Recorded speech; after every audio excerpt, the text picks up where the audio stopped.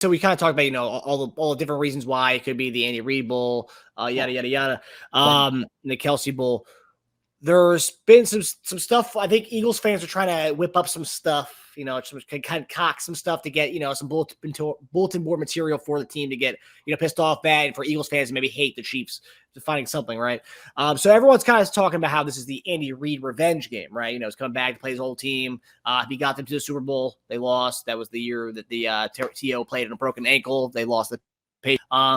But people are starting to whip up some stuff, and some fans may not know this, but Coach Nick Sirianni was an offensive assistant coach for us back from 2009 to 2012. He came on with Todd Haley, and Romeo Crennel brought him back for that last year in 2012. But then when Coach Reid was hired, Coach Reid did not retain Coach Sirianni. So Eagles fans are taking that and saying Andy Reid fired Coach Sirianni from the Chiefs. And now this is Sirianni's revenge game in this one coming up. You've been around. You've been around the league, JD. Can you talk about how not retaining somebody is not the same as firing someone? Because that's not the same thing at all.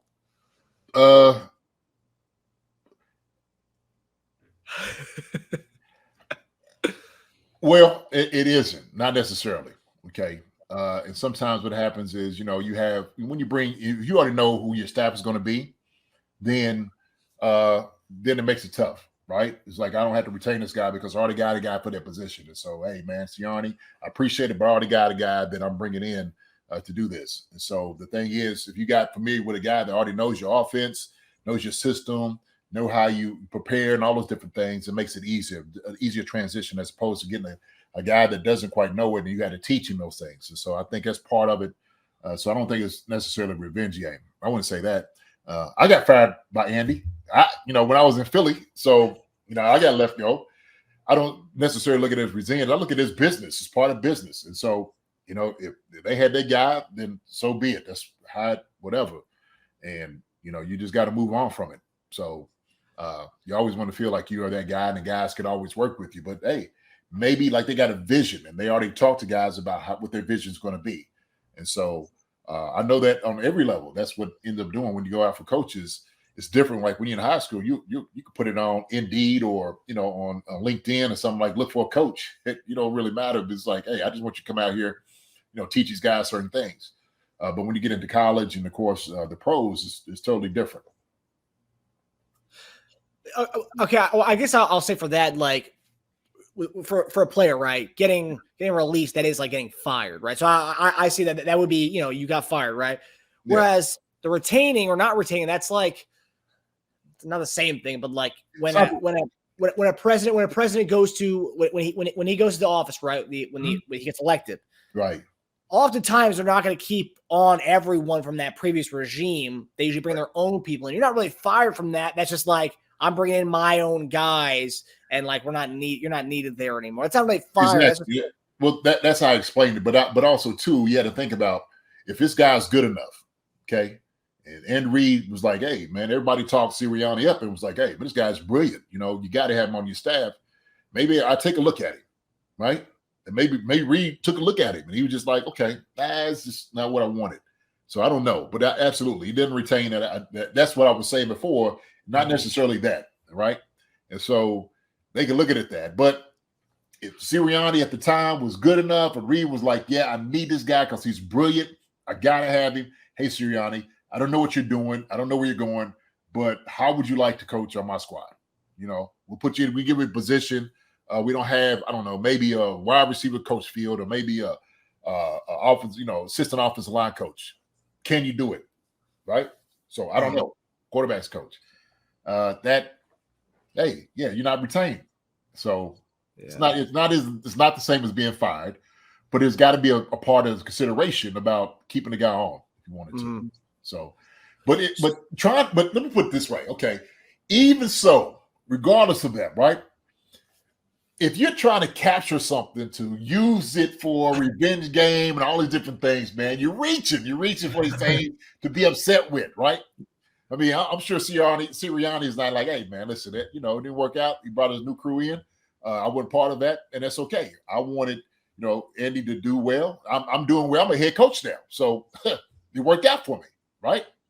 So I think that's part of it, man. When people start making these revenge games for different reasons, hey man, don't look at every little thing. Well, you kicked my dog 10 years ago, or, you know what I'm saying? And all those different things, just trying to find it. And I seen you say something on Twitter, and look, hey man, here's what it is.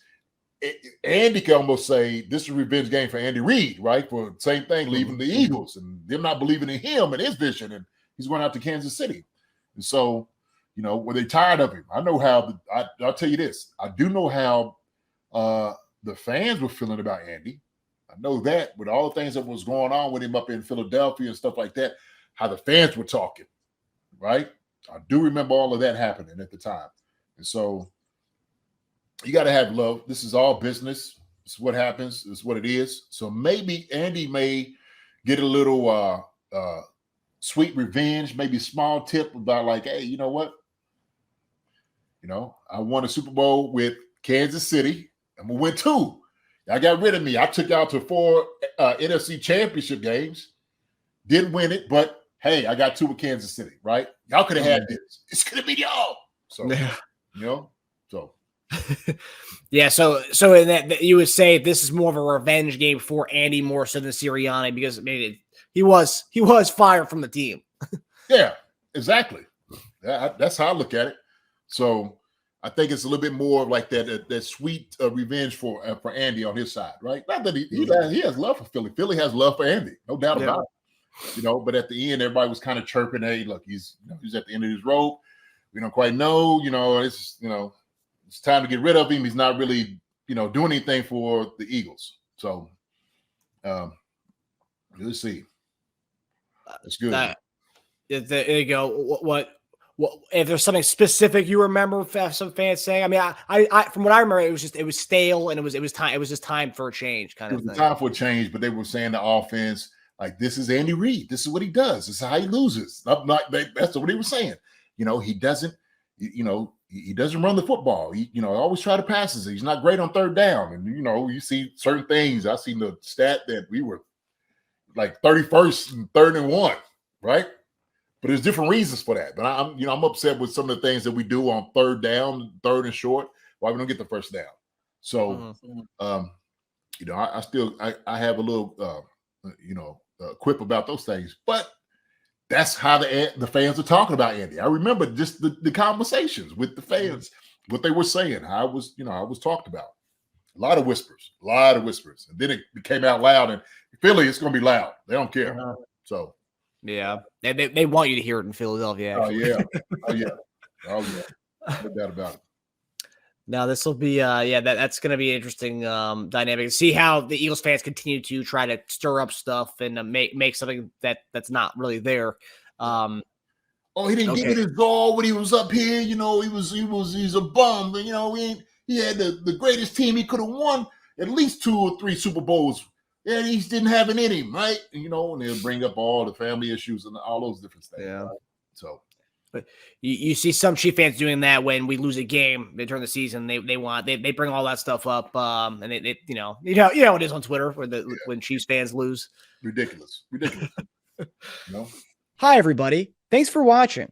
Subscribe here to get the latest from the show. Also, be sure to check out the best clips from Chief Concerns. And if you prefer to listen to the show, subscribe and follow us on Apple Podcasts, Spotify, and anywhere else you get your podcasts.